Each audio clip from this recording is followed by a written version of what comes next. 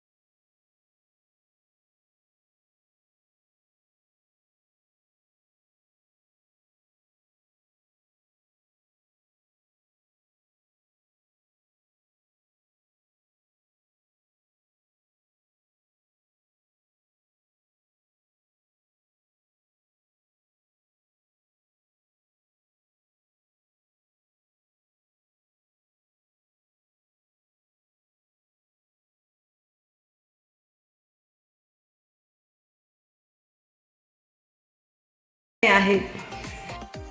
आता मी इथे गॅसवरती तवा गरम करून घेतलेला आहे। त्यामध्ये मी आता 2 ते 3 चमचे तेल ओतत आहे। तेल चांगलं गरम झालेलं आहे। आता आपण त्यामध्ये मच्छी फ्राय करून घेऊया।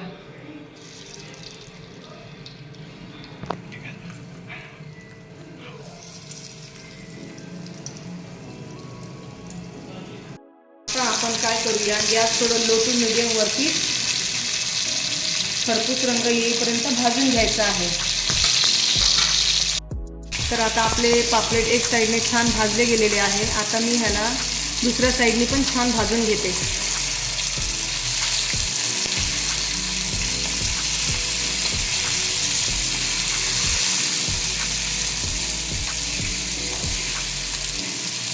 तुम्ही बघू शकता किती छान कलर आलेला आहे।